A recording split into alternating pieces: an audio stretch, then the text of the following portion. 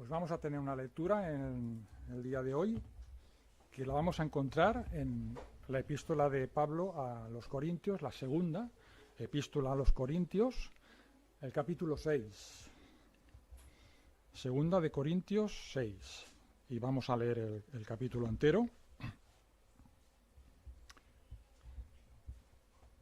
Así pues, nosotros, como colaboradores suyos, os exhortamos también a que no recibáis en vano la gracia de Dios, porque dice: en tiempo aceptable te he oído, y en día de salvación te he socorrido. He aquí ahora el tiempo aceptable, he aquí ahora el día de salvación. No damos a nadie ninguna ocasión de tropiezo, para que nuestro ministerio no sea vituperado. Antes bien, nos recomendamos en todo, como ministros de Dios, en mucha paciencia, en tribulaciones, en necesidades, en angustias, en azotes, en cárceles, en tumultos, en trabajos, en desvelos, en ayunos, en pureza, en ciencia, en longanimidad, en bondad, en el Espíritu Santo, en amor sincero, en palabra de verdad, en poder de Dios, con armas de justicia a diestra y siniestra, por honra y por deshonra, por mala fama y por buena fama, como engañadores, pero veraces, como desconocidos, pero bien conocidos, como moribundos, mas he aquí vivimos, como castigados, mas no muertos, como entristecidos, mas siempre gozosos, como pobres, mas enriqueciendo a muchos, como no teniendo nada, mas poseyéndolo todo. Nuestra boca se ha abierto a vosotros, oh Corintios, nuestro corazón se ha ensanchado. No estáis estrechos en nosotros, pero sí sois estrechos en vuestro propio corazón.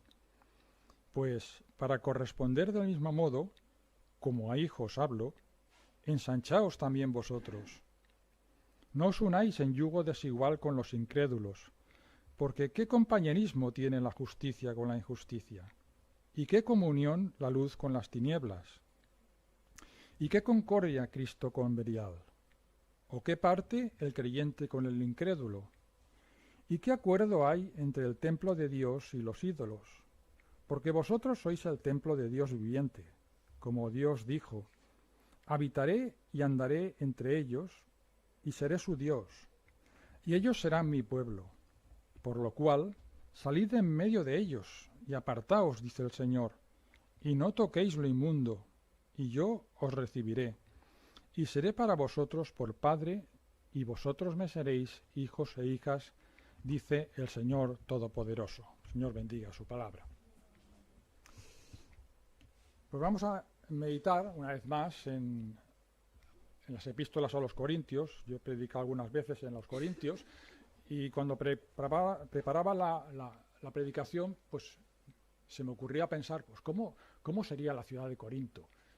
¿En qué lugar se reunirían los corintios? Y estuve buscando por internet y encontré algunas imágenes que las quiero compartir con vosotros. Esto es un poquito de cultura bíblica. Estas son las ruinas de Corinto, de la ciudad de Corinto, actualmente. Yo imaginaba, pues por esta calle, pues posiblemente el apóstol Pablo pues caminó, pasaron por aquí sus pies. Estas son las ruinas actuales. Este es el templo de Apolo, que estaba en la ciudad. Apolo era el dios de la luz, el sol, la música, la poesía, la curación, la profecía y el tiro con arco. No se dejó nada, el dios Apolo, al que se rendía culto en esta ciudad de Corinto.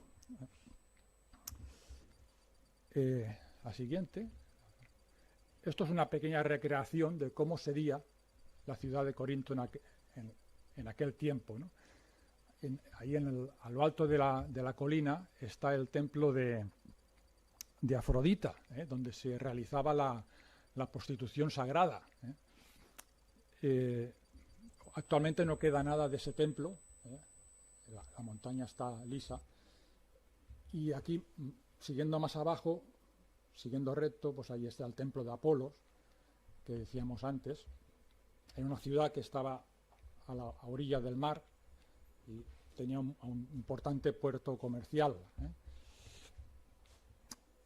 Y en una de esas casas, pues me imagino que a lo mejor estaría pues la casa de un tal llamado Justo, que dice la primera epístola de Corintios, que es donde se reunían los creyentes, se reunían en una casa, en una de esas, de un tal Justo. Eso no, lo dicen en el capítulo, en Hechos 18, capítulo, en versículo 7. A la siguiente. Esta es una de las iglesias actuales de Corinto. La iglesia del apóstol Pablo se llama. Es una iglesia ortodoxa. La iglesia ortodoxa es la principal iglesia, religión en Grecia. Es el 95% de las iglesias en Grecia son ortodoxas. Hay muy poca presencia evangélica en Grecia. Y en Corinto, actualmente, pues hay varias iglesias ortodoxas y esta es la más importante.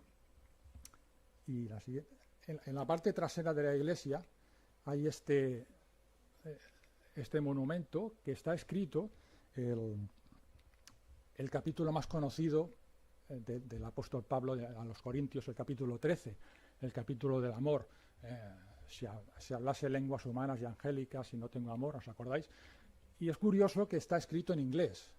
Si tuviéramos una iglesia nosotros aquí, que pues a lo mejor estaría escrito en castellano o en catalán, pero ellos han tenido la idea de escribirlo en inglés, que es el idioma universal, para que todo el que pase por ahí pueda entender el capítulo, ¿no? Me pareció interesante, ¿no?, que lo escribieran en inglés.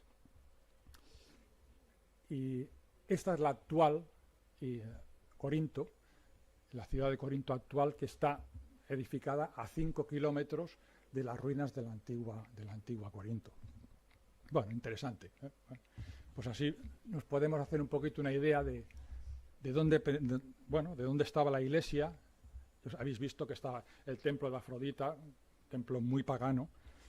Pues así, esas eran las circunstancias de esa iglesia. Y pues ya sabemos todos que la iglesia de Corinto fue una de las que más problemas dio al apóstol Pablo. Y en la primera epístola, pues él tiene que enfrentar, ya está. Sí, él tuvo que enfrentar muchas cuestiones, problemas que producían desórdenes en la iglesia. ¿Os acordáis? Habían problemas en el uso de los dones espirituales, en la cena del Señor también habían desórdenes, había inmoralidad sexual. Todo esto lo encontramos en la primera epístola.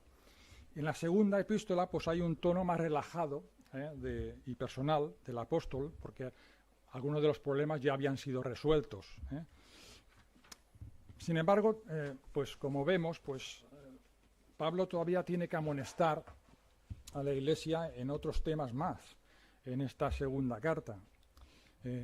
Era una iglesia inmadura, era compuesta por creyentes, en su mayoría eran gentiles, no tenían un trasfondo judíos, eran gentiles, y vivían, como hemos visto, en un entorno pues muy pagano. Y el Espíritu Santo pues todavía tiene que hacer mucho trabajo para lograr la santificación completa de sus miembros.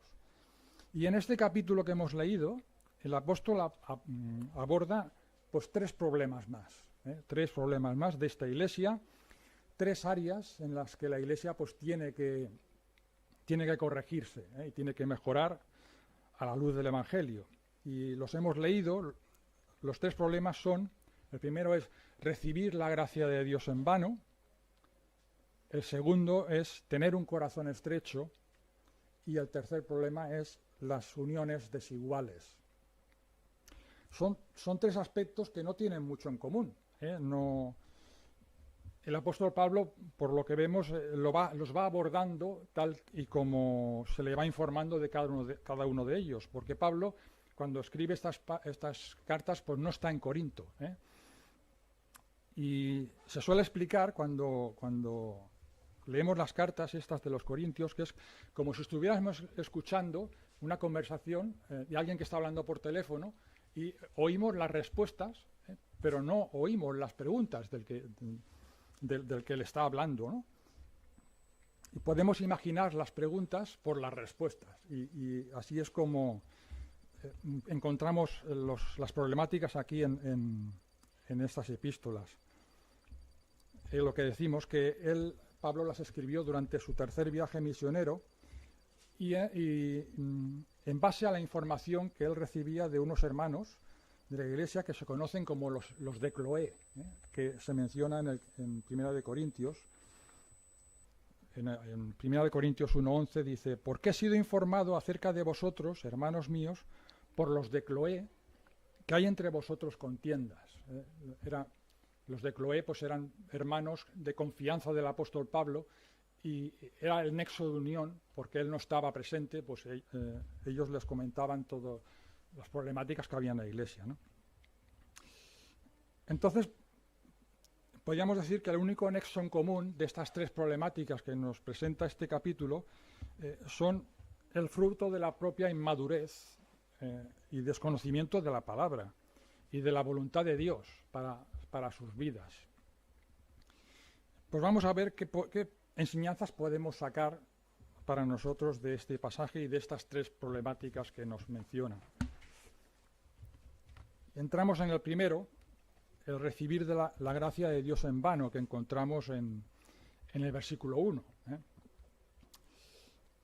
Sabemos que la gracia es el regalo, el ofrecimiento que Dios nos ha dado en Jesucristo, la gracia de Dios, ¿no?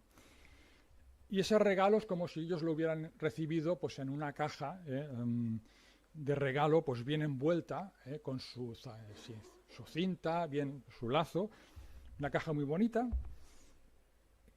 una caja que cualquiera que la reciba pues estaría deseando pues abrirla y a ver qué lleva dentro, ¿no?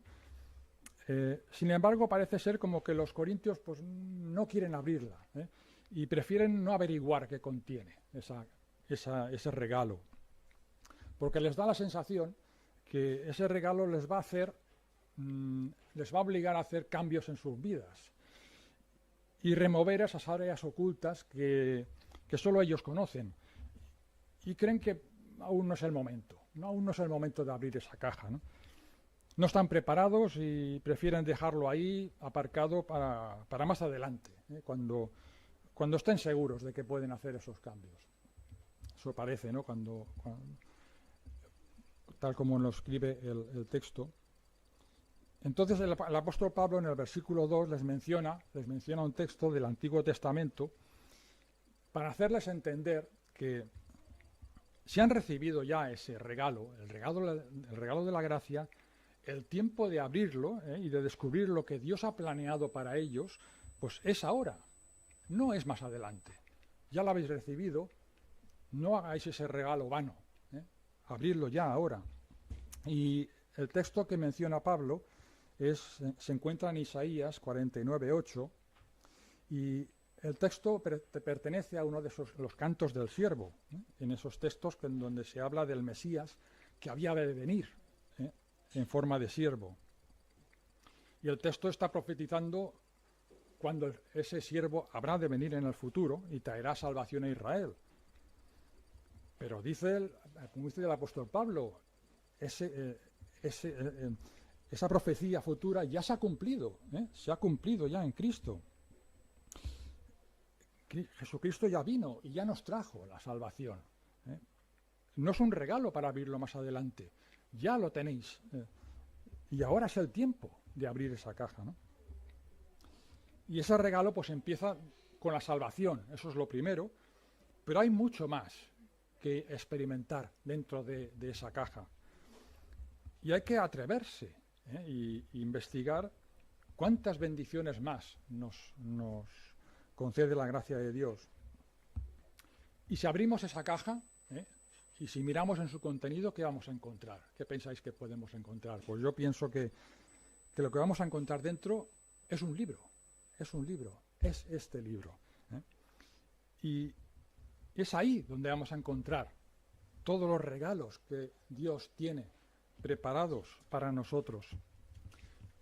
Pero hay que atreverse a buscarlos, y hacerlo de forma sincera dejando que el Señor abra todos los compartimentos secretos de nuestra vida, y que haga todos los cambios que sean precisos para que podamos vivir no ya en nuestra seguridad, ni en nuestros antiguos hábitos, sino cambiarlos, dejarlos atrás y vivir por fe, aprendiendo a abrir los ojos espirituales y ver eso, las cosas que el Señor ha planeado y preparado para nosotros y que las vamos a encontrar aquí, en la palabra de Dios.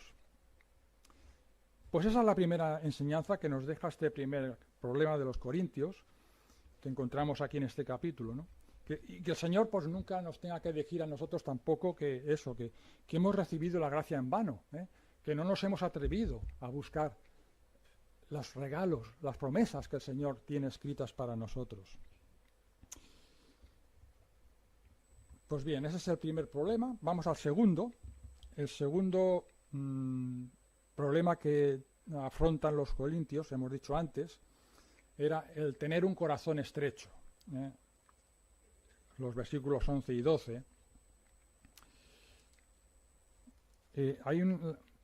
La versión de Reina Valera 2020 lo traduce así, me parece más comprensible. Dice: Corintios, os hemos hablado con franqueza, os hemos abierto nuestro corazón, os hemos dado lugar en nosotros, sin embargo vosotros tenéis poco lugar para nosotros en vuestro corazón. Los que habéis tenido hijos, pues entenderéis bien a qué se refiere el apóstol con estas palabras. Él está hablando Pablo está hablando aquí como un padre a sus hijos. Unos padres normales, pues normalmente se desviven por sus hijos y hacen todo lo que sea necesario por su bienestar y su salud, su educación, todo, ¿no? Y si hace falta, pues se quitan el alimento de su boca para dárselo a ellos. Y a veces también se les sobreprotege más de la cuenta, ¿no? Y esto tampoco es bueno, ¿no? Pero el amor que tenemos por ellos nos mueve a actuar así, ¿no? Pero lo más duro es que después de que los tratemos así, pues ellos no correspondan con el mismo afecto que nosotros le damos, ¿no? Y a lo mejor los vemos sufrir por algo, pero ellos se cierran a nosotros y nos muestran desconfianza, Y esto puede pasar muchas veces, se pasa en la adolescencia, ese periodo tan difícil de la convivencia familiar, y eso los que habéis pasado por ello, pues ya sabéis, ¿no? Que a veces los hijos nos gustaría que se abrieran más, pero ahí están cerrados como en un caparazón, ¿no? Pero esto también puede pasar, como pasa en la familia, pero también puede pasar entre dos personas, ¿no? Por ejemplo, que ya sean amigos o sean pareja, pues cuando una persona se abre al otro, le cuenta sus sentimientos más íntimos, pues a lo mejor le revela cosas que a lo mejor no se las ha dicho mira, te voy a decir una cosa que no se la he dicho a nadie, pero te la digo a ti, ¿no? Y uno espera que la otra persona pues le corresponda del mismo modo, ¿no? Y que haya una confianza mutua, que pues, el otro también se abra. Yo me he abierto, pues espero que tú también te abras a mí, ¿no? Si no es así, pues a lo mejor uno se siente agraviado. Jolín, pues yo te he dado mi confianza y tú no me la das a mí, ¿no? Pues ese era el problema que afronta, que aquí menciona el apóstol Pablo en estos versículos. Los hermanos de Corintio pues estaban cerrados, no se abrían al apóstol, ¿no? Y el problema de base parece ser que había un grupo de hermanos de la iglesia de Corinto que no reconocían a Pablo como pastor legítimo. Ese era uno de los problemas. Y cuestionaban su ministerio. Y seguramente pues esos hermanos pues abrieron sus oídos a las calumnias que los judaizantes estaban diciendo acerca del apóstol, y se las creyeron sin contrastar si lo que estaban escuchando era verdad o no. Y estaban esparciendo mala fama del apóstol Pablo, pero luego al apóstol Pablo no tenían valor para decirle las cosas a la cara. Entonces es lo que Pablo se queja, ¿no? Os cerráis, pero no podemos tener una conversación franca, ¿no? Y vemos que el apóstol Pablo, pues él tiene que defender su ministerio, pues de forma muy amplia y muy descarnada, les detalla una lista de sufrimientos y padecimientos que él, el apóstol Pablo y sus colaboradores pues han pasado, ¿no? Por amor a ellos, y por amor a la obra en general. Y en principio pues está feo, ¿no?, que uno hable de sí mismo en ese sentido, pero es que Pablo, los corintios no le dejan otra opción, y tiene que el apóstol Pablo pues tiene que abrirse y si los corintios se han creído la versión de los judaizantes, pues ahora tendrán que escuchar la suya, y tendrán que juzgar quién de ellos tiene razón. Y la lista de recomendaciones que encontramos aquí es muy larga, y no la vamos a, ni mucho menos, no la vamos a meditar una por una, porque eso sería para un estudio bíblico, no es para ahora. Solamente mencionar, yo me la he mirado un poquito y Pablo aquí menciona pues 3 grupos de adversidades que él está pasando por amor a los corintios y por amor a la obra. Los versículos de 4 al 5 son los que Pablo ha sufrido de forma física, las cárceles, los azotes, los ayunos, tribulaciones físicas. Luego, en los versículos 6 y 7, menciona otro grupo que sería la defensa de su integridad como creyente y como pastor. Pureza, bondad, amor, etcétera, ¿no? Y el tercer grupo, de los versículos 8 al 10, menciona pues sus muchas carencias, en fama, en honra, en riquezas. Pero a la hora de pastorear a la iglesia, pues es como que él prefiere ocultar todas esas carencias que él tiene, y por amor a ellos, pues él solamente les transmite el gozo del Señor, y no quiere transmitirles lo que él está pasando, a todos los niveles.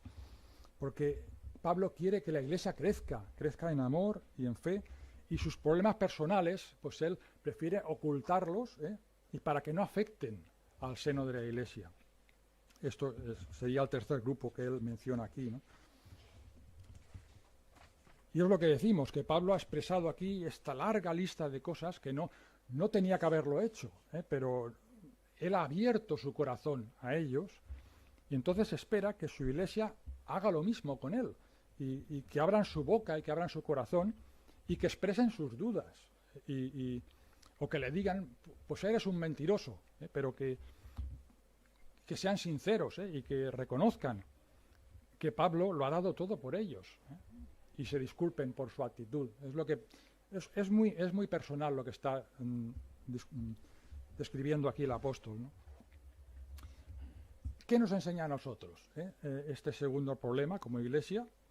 Pues nos enseña que abrir el corazón a los hermanos pues es bueno y es necesario, y hacerlo de forma recíproca, los unos a los otros, porque somos la familia de la fe, y que si yo le comento a un hermano pues mis problemas, pues él también me comenta a mí los suyos, y eso es bueno, es necesario. No podemos estar estrechos, Y luego, aparte, es que en toda familia pues también puede haber malos entendidos, y a veces por no aclarar las cosas a tiempo, por callárselas y tal, pues los problemas se enquistan, y luego pueden generar resentimientos, divisiones, y esto lo estamos viendo en las iglesias, ¿no? Así que es bueno abrir el corazón, y sincerarse unos a otros, aclarar los problemas si los hubiera, y no dar lugar a que el diablo pues siembre divisiones en la iglesia. Y también nos enseña que podemos y debemos abrir nuestro corazón a nuestro pastor, lo que nos enseña aquí también, y especialmente en los temas delicados, ¿no? El Señor nos ha dado pastores y nos los ha dado para eso, ¿no? Forman parte de su ministerio. Son como aquellos sacerdotes del antiguo pacto, ¿no? que hacían de mediadores entre el pueblo y Dios, ¿no? En ese sentido también lo pueden ser, ¿no? Y es verdad que nosotros ya podemos acudir directamente al trono de la gracia si tenemos un problema, ¿no? Pero ellos son las personas que también el Señor ha escogido y ha designado para eso, para el pastoreo de su rebaño. Y tenemos que confiar en ellos, y abrirles nuestro corazón, porque ellos se desviven también por nosotros, como un padre que lo hace por sus hijos. Pues bien, hemos visto ya el segundo problema, ¿no? El estar estrechos, encerrar nuestro corazón, ¿eh? Y vamos al tercer problema que encontramos en este capítulo, que lo encontramos en el versículo 14 hasta el final. Y en este caso, pues son las uniones desiguales, ¿eh? Y de los tres problemas que menciona el capítulo, pues probablemente este sea el que trae peores consecuencias, ¿eh? En la vida personal y en la vida de la Iglesia, las uniones desiguales. Y Pablo, pues aquí lo ilustra con un pasaje del Antiguo Testamento que se encuentra, de nuevo cita al apóstol, al profeta Isaías, en el capítulo 52. Todo los versículos del 16 al final, pues es un texto de Isaías. Pero hay muchos más textos que nos habla de esto, de las uniones desiguales, ¿eh? En el Antiguo Testamento. Ya vemos, antes de que exista la ley, de que el Señor diera la ley, pues ya vemos que los descendientes de Sem, el hijo de Noé, pues ya procuran emparentar con personas de su misma familia, para no caer en el paganismo de otras naciones. Y así tenemos pues a Abraham que procura buscar pareja para su hijo Isaac, de su propia familia, no de las ciudades paganas de su alrededor. O Jacob que busca emparentar con las hijas de su tío Labán. Después, cuando ya viene la ley, el Señor ya directamente ya establece esta prohibición de emparentarse con personas de otras naciones. Y lo conocemos el texto, pero es bueno recordarlo. En Deuteronomio 7, versículos del 1 al 4. Aquí nos habla de la prohibición de Dios en la ley, de que su pueblo no se mezcle con otros pueblos paganos. Cuando Jehová tu Dios te haya introducido en la tierra en la cual entrarás para tomarla, y haya echado delante de ti a muchas naciones, al Eteo, al Gergeseo, al Amorreo, al Cananeo, al Fereceo, al Heveo y al Jebuseo, 7 naciones mayores y más poderosas que tú, y Jehová tu Dios las haya entregado delante de ti, y las hayas derrotado, las destruirás del todo, no harás con ellas alianza, ni tendrás de ellas misericordia. Y no, fijaros lo que dice el versículo 3, y no emparentarás con ellas, no darás tu hija a su hijo, ni tomarás a su hija para tu hijo, porque desviará a tu hijo de en pos de mí, y servirán a dioses ajenos, y el furor de Jehová se encenderá sobre vosotros, y te destruirá pronto. Y en la ley también, incluso Dios prohíbe también la unión desigual en los animales, para el arado. Ese texto que conocemos también, os lo digo porque es muy cortito, Deuteronomios 22, 10, no ararás con buey y con asno juntamente. Esto Dios lo estableció en la ley. Claro, nadie se le ocurriría, aunque no estuviera en la ley, a nadie se le ocurriría, ¿no? Pues juntar pues a un buey y a un asno en un mismo yugo, porque ambos animales pues estarían incómodos, además unos de una velocidad, el otro es de otra, y el sembrador no podría sembrar recto, porque sería un caos, ¿no? Y de esta ley, pues Pablo toma la figura del yugo desigual, un yugo donde hay dos animales que no son iguales, ¿no? Y un tercer ejemplo lo encontramos con las alianzas con otras naciones, que el Señor también lo prohíbe, tener alianzas entre naciones. Dios también lo establece en la ley y explica claramente las razones de esto, ¿no? Y no era por racismo. A veces se puede decir, los israelitas eran muy racistas, que no era por eso, sino era por preservar la pureza espiritual. En Éxodo 34, capítulo 12, versículo 12 al 16, guárdate de hacer alianza con los moradores de la tierra donde has de entrar, para que no sean tropezadero de en medio de ti. Derribaréis sus altares y quebraréis sus estatuas, y cortaréis sus imágenes de Asera, porque no te has de inclinar a ningún otro Dios, pues Jehová, cuyo nombre es celoso, Dios celoso es. Por tanto, no harás alianza con los moradores de aquella tierra, porque fornicarán en pos de sus dioses, y ofrecerán sacrificios a sus dioses, y te invitarán y comerás de sus sacrificios, o tomando de sus hijas para tus hijos, y fornicando sus hijas en pos de sus dioses, harán fornicar también a tus hijos en pos de los dioses de ellas. Justamente eso es lo que estaba pasando en Corinto, en ese templo que tenían allí, en ese que hemos visto, el de Afrodita, pues pasaba esto que el Señor aquí prohíbe, ¿no? Israel pues no cumplió la norma, todos lo sabemos, y les sucedió lo que Dios les había advertido. Hoy en día, en términos generales, sabemos que cualquier sociedad con dos líderes diferentes, pues con el tiempo al final se acaba rompiendo. Cualquier sociedad con dos líderes, mala cosa, no va a durar mucho, porque tarde o temprano empiezan a surgir diferencias de opinión y de proyectos, y cuando un proyecto en común se acaba, pues no es posible seguir trabajando juntos, y en tantas empresas lo hemos visto, ¿no? Que dos líderes, al final eso se va a romper. Pero de todas las uniones desiguales, la que peores consecuencias acarrea es el matrimonio entre un creyente y un no creyente, porque Dios ideó el matrimonio para toda la vida. En su diseño original, pues Dios no contemplaba la posibilidad del divorcio o la separación. Y si a veces ya a lo mejor puede ser difícil la convivencia entre creyentes, pues en el caso de matrimonios mixtos, pues hay más posibilidades de que lo que advierte el Señor, y esto sucede, hay más posibilidades de que el creyente abandone los caminos del Señor a que el no creyente llegue a aceptar al Señor. Y sabemos que no es imposible, y tenemos casos perfectamente, ¿no? Conocemos de que esto suceda, de que el no creyente pues llega a conocer al Señor. El Señor puede obrar milagros y los hace, ¿no? Pero es un riesgo, y es más posible que suceda lo contrario, ¿no? A lo mejor pues un creyente y un no creyente, pues los domingos, pues por estar por la familia, pues empiezan a dejar de asistir a los cultos y al final se acaban apartando.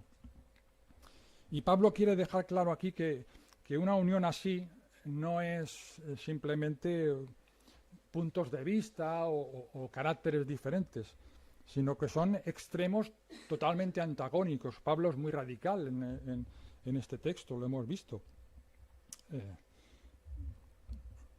Nos habla de qué comunión puede haber entre la luz y las tinieblas, o Cristo y los demonios. Pablo es muy radical. Y es verdad que Pablo aquí no está diciendo directamente, no está hablando de los matrimonios, no especifica qué tipo de sociedad puede pasar esto, ¿no? El principio pues puede servir para cualquier tipo de sociedad, no solamente el matrimonio. Pero lo que hay que dejar claro es que Pablo no está prohibiendo el contacto con cualquier otra persona, no tenemos que aislarnos ahí, que es el mundo es malo, no es eso. Tenemos que mezclarnos con el mundo, tenemos que tener amistades con el mundo, ¿con el fin de qué? Con el fin de dar testimonio de nuestra fe. Es necesario que establezcamos amistades. Pero Pablo advierte de no ir más allá, de no establecer alianzas. Y la alianza que peores consecuencias conlleva es el matrimonio, lo que estamos diciendo. Todos sabemos que la unión matrimonial es el vínculo más profundo que existe entre dos personas. Porque la unión sexual entre dos personas, eso lo cambia todo y lo cambia para siempre. Y los dos pasan a ser una sola carne, como dice la palabra del Señor. Y como consecuencia de eso, pues vienen los hijos. Los hijos son el fruto común de esas dos personas que son distintas, pues en común tienen esos hijos. Y hoy en día la separación y el divorcio están tan al orden del día, pues que ya la sociedad pues ya lo ve completamente normal, de que un matrimonio, pues oye, que no, bueno, 3, 4 años, pues ya está bien, ¿no? Y después, pues, a probar otras cosas. Esto está normalizado, pero el que ha pasado por un divorcio, pues sabe que eso es una rotura muy dolorosa y con consecuencias de por vida. Y sobre todo es muy traumático para los hijos, ¿eh? Les marca de por vida. Y no digo nada nuevo, los otros seguro que conocéis casos, ¿no? Y claro, esto que Pablo advierte aquí son cosas que conocemos muy bien, pero es necesario de tanto en tanto pues volver otra vez a estos textos e insistir en estas advertencias del apóstol, especialmente para nuestros jóvenes que buscan pareja. Y yo pienso y yo creo que es muy importante que nuestros jóvenes, nuestros adolescentes, pues que asistan a otros encuentros, a campamentos, a retiros, a conciertos, a lo que sea, ¿no? Pero que conozcan otros creyentes en esos encuentros, ¿no? Para que encuentren la pareja, su pareja creyente. Para mí la decisión de unir la vida con una persona es la decisión más importante. Después de conocer a Cristo, de aceptar a Cristo en nuestro corazón, para mí el unirte con otra persona, para mí es la decisión más importante que tomas en la vida. Más que en un trabajo, hay muchas decisiones en la vida que si nos equivocamos, pues podemos rectificar, pero el matrimonio equivocado pues tiene consecuencias para toda la vida. Bueno, se podría hablar mucho más, ¿no? Y seguro que conocéis el tema muy bien. Y yo creo que es un tema de oración muy importante y que la Iglesia pues debería incluir en sus oraciones habituales, igual que oramos por los enfermos, oramos por el gobierno y lo oramos siempre. A mí me parece que es muy importante que orar por nuestros jóvenes para que encuentren la persona adecuada y sobre todo que sean creyentes. Pues bien, hemos llegado al final de esta meditación. Como veis, hemos meditado 3 problemas que, como decíamos al principio, no tienen nada en común para establecer un argumento en este capítulo, pero así las encontramos en el pasaje y así las hemos meditado. Y las vamos a recordar de nuevo. La primera que decíamos era el recibir la gracia de Dios en vano. Como decíamos, todas esas bendiciones que el Señor tiene preparadas para nosotros y que tenemos que atrevernos a buscarlas y andar en ellas.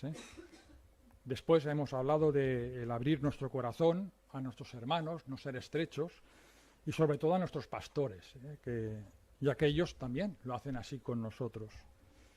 Y finalmente, pues este tema, el asunto de las uniones desiguales, y especialmente en los matrimonios mixtos. Pues bien, quizá a algunos nos toque personalmente un tema más que el otro, pero seguramente que en diferentes etapas de la vida, pues alguna de estos problemas, pues a lo mejor los hemos vivido, ¿no? Y para eso el Espíritu Santo pues ha querido dejarnos estas epístolas para que nos sirvan de ejemplo y que podamos aprender de los errores de los corintios. Pues que el Señor nos ayude en ese caminar diario para que podamos hacerlo en la voluntad del Señor y conforme a su palabra. Y nada más, y que el Señor nos bendiga.